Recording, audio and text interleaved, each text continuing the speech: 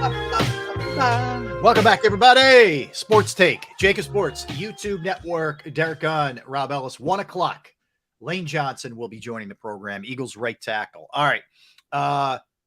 Sixers, Derek. Look, you know what my stance has been on this from the jump. I thought Harden would opt out. I never believed that Houston was really in play for him. I didn't think there were a lot of other suitors. My best guess is the way this went down is that he and his agent weren't liking what they were hearing from the Sixers in terms of years. My guess is it really came down to years. And they thought they were going to get 3, and the Sixers weren't willing to go there.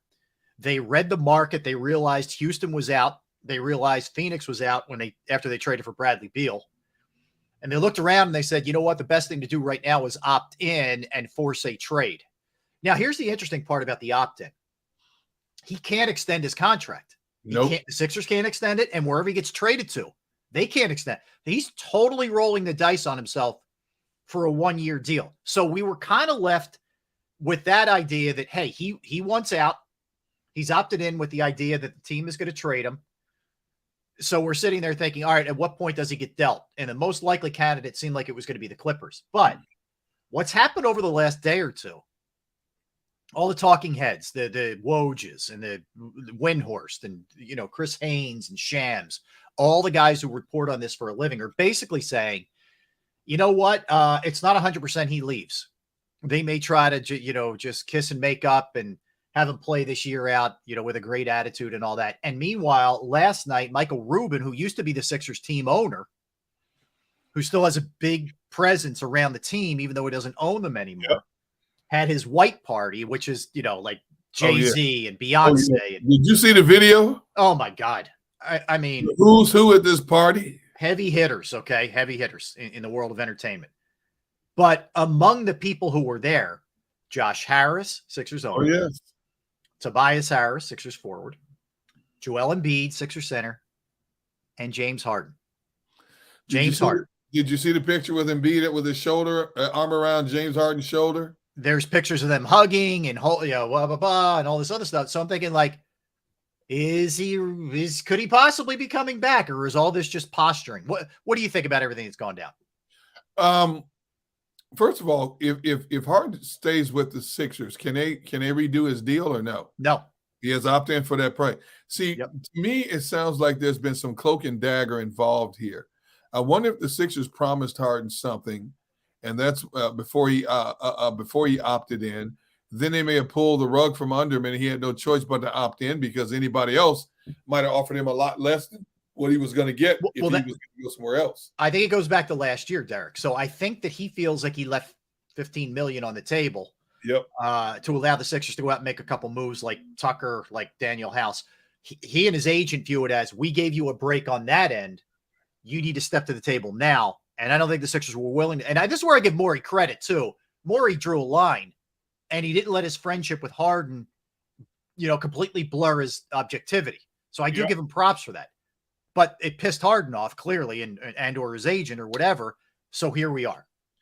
So if he comes back, what mindset will he be at for the entire season? Bingo. Especially if what the rumors we've heard are true, is that he voiced his displeasure with the powers that be in the Sixers office. Can he just focus on playing basketball, or is this something that will be a powder keg that could explode at any given moment once he gets human nature, Rob? You know what? We can hold things in for so long. But once we feel like we're being duped, all of a sudden, the right moment, the right time, and the right question will all of a sudden pull the trigger on that powder keg. And then all of a sudden, the Sixers are caught between a rock and a hard place, because would they trade him during the season? Is it possible? I mean, because if he's banking on 1 year at age 33, that means he's losing money he's not going to recoup, because he'll be a year older next year, and anybody who's out there is going to use that as leverage against him. And that's what I wonder about. Like, we've seen him when he's checked out on a place, what happens? Houston, he put on the fat suit and forced his way out. We know how that worked. We saw him do it in Brooklyn. He's a guy who, when he's done, he's kind of done, right? And I wonder, like, what are you getting with him if you don't trade him? We're hearing he would like to go to the Clippers. He grew up in LA, but I think I would worry about that big time. And think about this too, Derek. Let's say it's like game 35 of the regular season, and they're playing Charlotte, and he has zero motivation to play. Right. Hey, I don't feel good. My hamstring hurts. My back's sore. Like, there you go. There you go. I think you're playing a dangerous game if you're the Sixers bringing him back. If in fact that's where this goes. Well, I think maybe or maybe the Sixers miscalculated, asking for way too much, not reading the market right on James Harden, asking for way too much in return for Harden. And people, if you notice, teams that were supposedly interested in him got out of the interest bracket real quick. Once they found out what the Sixers were asking for, they're like, we're not giving you that for James Harden. Mm-hmm. No, we're not doing it. And bowed out real quick. And now the Sixers are sitting there going, uh-oh, we got a problem because now we can't move him. So if he plays for this team, and we know James Harden is now shy about speaking his mind, the Sixers have to be sitting on pins and needles wondering, when is he going to spill the beans and what happened? Well, that too. Like, even if he doesn't do it personally, when does this get leaked out? Right? You know it's coming. It's coming. It's only a matter of time. Now, the other part of this is this could be like any other negotiation. One party goes in here, the other party goes here. You figure, Derek, you've been through this with your contracts over the years with TV, right? We've kind of lived this. So Daryl Morey right now might be driving a really hard bargain what he's asking for in return for Harden. Let's take the Clippers, for example, just hypothetically. And I want this, I want that, I want this, I want that. And the Clippers are like, no, like, we're not doing that right now. No. So we're at an impasse. That doesn't mean that you can't come to this at some point and get this thing done. So as we, there's not the urgency as we sit here in early July that you would have as we inch closer, let's say September, when you get close to the season starting in October.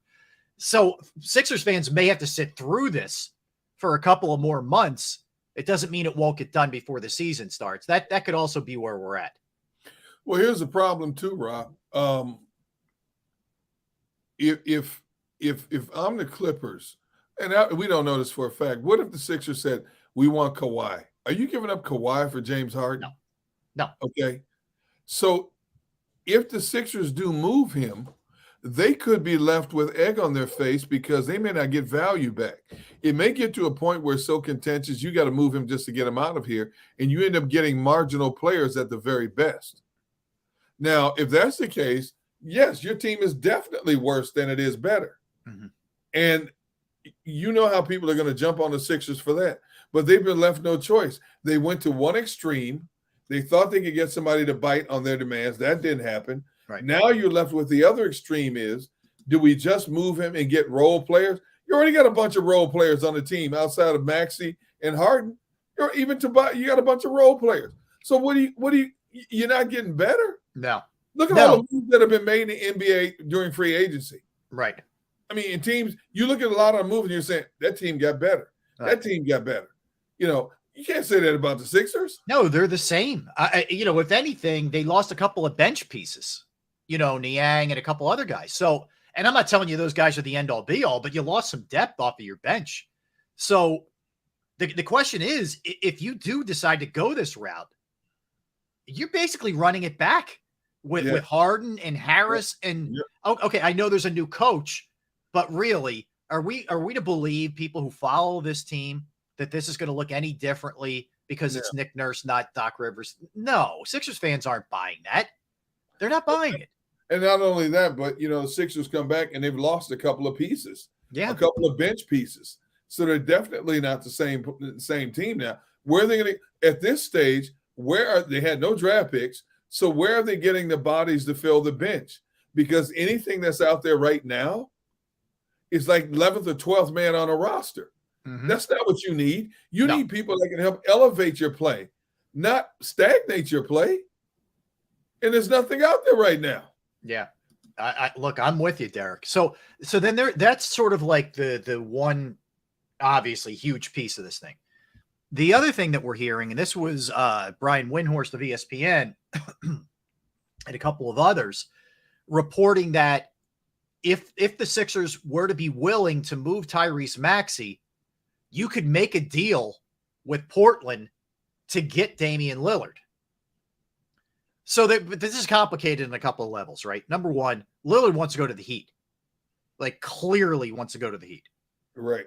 And now, I know he has a no trade and they can trade him wherever they want, but, you know, if he doesn't want to come here, do you really want a guy who's like kicking and screaming coming here ultimately?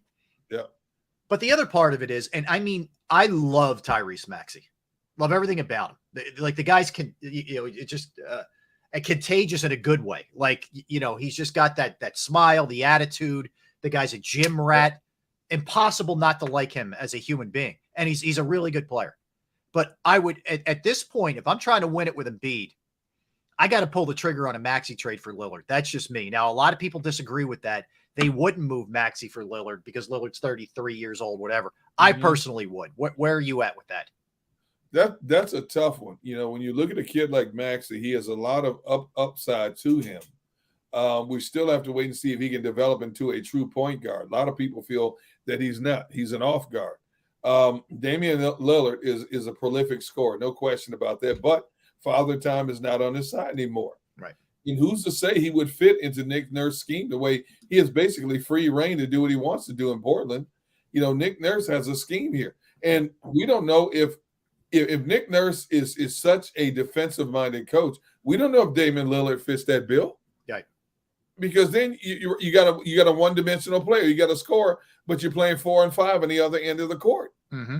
You know, and you don't know. Plus, he's got a humongous contract. Yeah. So you really don't know. And if he doesn't want to be here, why would you bring him here? And that's the thing too. Like, but the other tough part is, I was thinking about this the other day. All right, you're Nick Nurse and you just took this thing over. You don't know if you're going to have Harden. No. You don't know if you're going to have Tobias Harris. You don't know if you're going to have, you know, somehow Lillard ends up here. Like, it's really hard to start laying the plans for what you want to do when you have no idea what your personnel looks like. And he has no idea right now what his personnel looks like. And especially your bench rotation. Yeah. Now that a few players have defected elsewhere, you don't know what your bench is going to look like. Nope. And we don't know how deep Nick Nurse likes to go on the bench. If he's handcuffed, he may be stuck playing 7-8 players a night. You do that, you're going to run these guys in the ground by the time the playoffs roll around. Yeah, I agree with you. I agree with you. So if you don't have a deep bench, that's one thing. You know, you look at a team like Miami and Boston, they had deep benches. That's why they were able to do a lot of what they do. Milwaukee, deep bench. Yep. You know, if you're playing 7-8 guys a night, man, you know, and you get the game 65, 68, 72, these guys are dragging it. And that's understandable. You know, you can't blame it on them. You know, I don't know, Rob. I'm telling you right now, I got a bad feeling about this Sixers situation, man. And I'm tired of this whole soap opera, to be honest with you. I said to you guys in our show meeting, you and Tone, when we were going over this, I'm like, the Sixers are exhausting. Yeah. Like I get drama's great and we want drama now. And there does seem like there's always something to talk about with them. You know, we're sitting here in July when there's usually no NBA news. Like I'm not, as a host, I'm going to sound like a hypocrite a little bit. Like I'm glad that there's something for us to talk about content wise, but it's like all the wrong things. You know what I mean? Like I wish it was, when we talk about the Eagles, you know, you're kind of looking forward, and man, Hurts just got his contract and what a year he's going to, it all feels like it's more positive. With the Sixers, it's like, this guy's unhappy. And are you going to move this guy? And then I'm watching them, they're hugging at a party. So what's really going on here? I can't figure any of it out with them. No, I'm telling you right now, this is one of the best mind games I've seen in a long time. I would like to know how the conversation went, or if there was a conversation at the white party between Harden and Josh Harris and the powers that be. Did they just avoid each other? Did they talk business or just say right away? You know, it is sometimes you're like, look, man, you know, no shop talk. Or yeah, I don't know. Was it something like that? Hey, you don't know. We haven't heard anything, you know, that's come out of there. But the fact that they were all at the same place and there appears to be some tension involved with all parties involved, man. Now, obviously, as from the video we've seen, the grounds were big enough to where you could avoid somebody.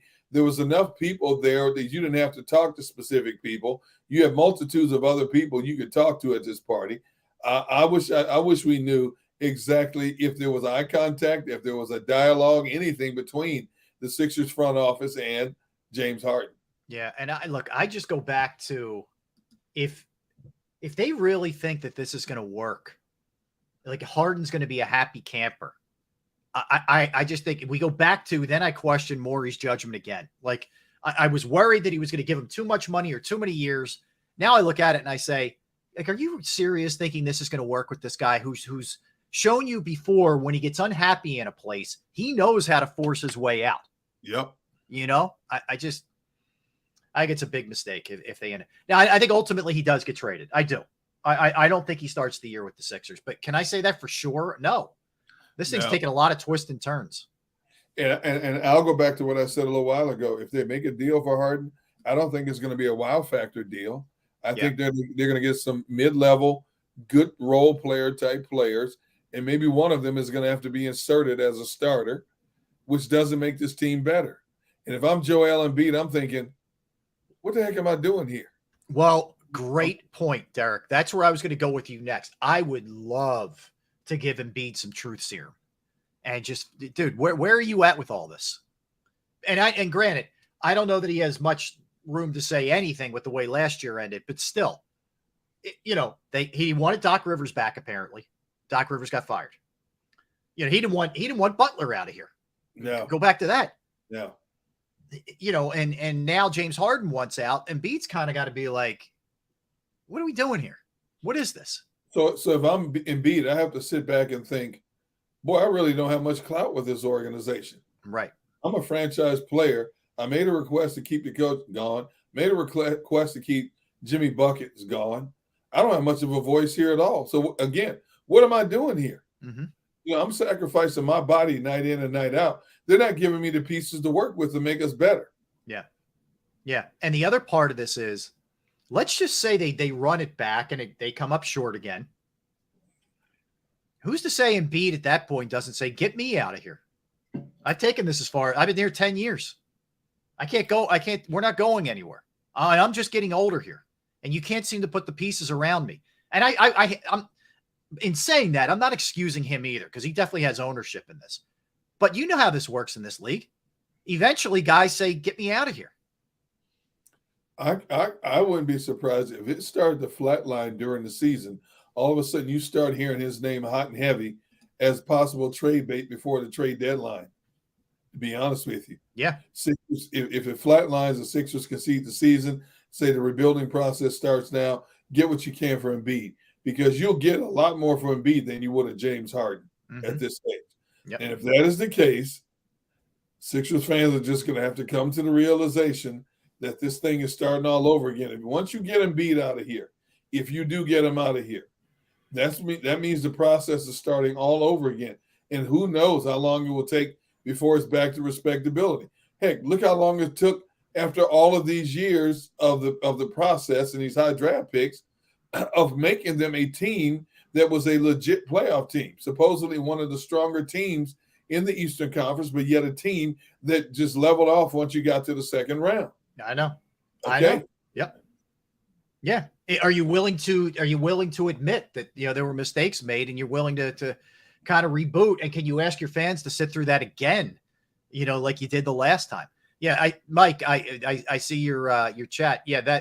That's why we brought this up, Mike. This is part of the reason why we're having the discussion. You may have just hopped on, but yeah, we mentioned that they were all together at the Michael Rubin party. The other thing is, here's the package that I would be okay with, Derek. It's not sexy, but I'd be okay.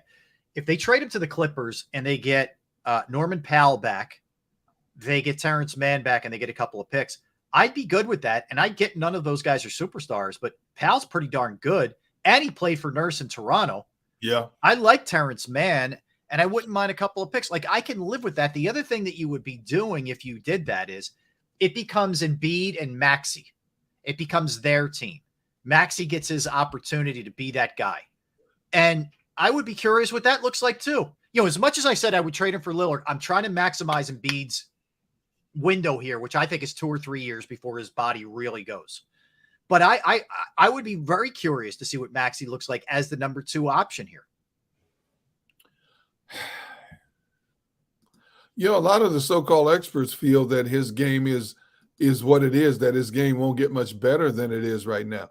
There's nothing wrong with that. I enjoy watching him play, but he's still such a young player. There is room for improvement, but yet all of the experts feel that he has already reached his max in terms of what he's going to be. Is that good enough to run this offense? I don't know, especially a Nick Nurse offense. I don't know. We don't know what Nick Nurse is going to ask of him in his offense. Yeah. You know, and if that's the case, we still don't know who's the fifth starter. Let's say Tobias is back and James is back. Right. Who's the fifth starter for this team? Well, that's right. And that's I don't know. I mean, I think their mindset would be, this is how I think they would spin it. I think they would spin it if everybody comes back as, hey, we have a new coach. We've tweaked a couple of things here and there, which, you know, we know what that means. It's BS. But anyway, that's what they would say. Yeah. And then they would say, well, at the end of the year, we're going to have Tobias Harris's $39 million. We're going to have James Harden's almost $36 million. All that comes off the books. And, you know, we can start being players again in this thing. Yep. But the problem with that is that's another year of Embiid's shelf life. You know, it's another year to you're asking your fans just to be sort of like, you know, in that next tier of teams where, you know, you're not Boston or Milwaukee or Miami for that matter. So is this, you and I have talked about this a lot. Yep. Is this where you start getting hit at the gate? Is this where there aren't as many fannies in the seats at this point for this team? Because they draw really well, this team. I think they'll draw well against the better teams in the league. The Denvers, the Bostons, the Milwaukees. But in terms of just consistent crowd, if they level off, you're going to see empty seats. Yep. There'll be people to come out for the big matchups. So if they win, even with this same nucleus, if they win, if this season goes the same way it did last year, regular season, and they win 52, 53 games, people will come out. Yep. But you're giving them false hope again, because they're not a better team. And again, I can't emphasize it enough. You know, we keep talking. I mean, look how many players Miami has already lost. Miami may drop this year. Oh yeah, they've lost Bruce, they lost Vincent. You know, well that's where they're trying to make the big splash with Lillard. But you're right, they've lost some really key pieces. Okay. Yeah, Boston, I think, got better. Milwaukee re-signed, you know, Lopez and Middleton back, and they brought in another sharpshooter in Beasley. So Milwaukee's going to be deep again. And then we can't emphasize it enough. You got to worry about Cleveland. That young Cleveland team's no joke. Oh yeah, the Knicks are no joke. You know, are they that much better than Cleveland and the Knicks? Not really. You feel like those teams are coming, whereas the Sixers are just kind of treading water, right? But you know the old saying, the longer it takes you to get better or to win it all, the more you allow other teams to get closer to you. You're right. And that's what they're doing. And Cleveland and the Knicks right now, not that far behind the 76ers. I agree with you. Could this be the year one or both of them leapfrog past the Sixers? Great question. Could this be the year? You know? Yeah, it's a great question. All right, let's step aside because I want to make sure we get to Lane as soon as he pops up. So we'll take a timeout. We'll come back. Lane Johnson is going to be joining us, Eagles right tackle, all-world Lane Johnson. Don't go anywhere. Derek Gunn, Rob Ellis, Sports Take, JAKIB Sports YouTube Network. All right, let's talk about Jim Murray and Principal Financial Group, because knowing that person to trust with your finances, knowing how to find that right person can be a challenge sometimes. Well, guess what? I'm giving you that person right now. It is Jim Murray and Principal Financial Group. You can get in contact with them, 610-996-4751. Look, I can tell you from personal experience, it took me a while to find the right person, and I finally did. I've entrusted my IRA, my 401k rollovers with Jim, and I couldn't be any happier. You will be too. For you, it could be 401k review. It could be insurance review, trying to start off a small business and get it off the ground. That's another resource that Jim can help you with. Give him a call, 610-996-4751, 610-996-4751. You can also email him, Murray, MURRAY, .Jim@principal.com. That's Murray.Jim@principal.com.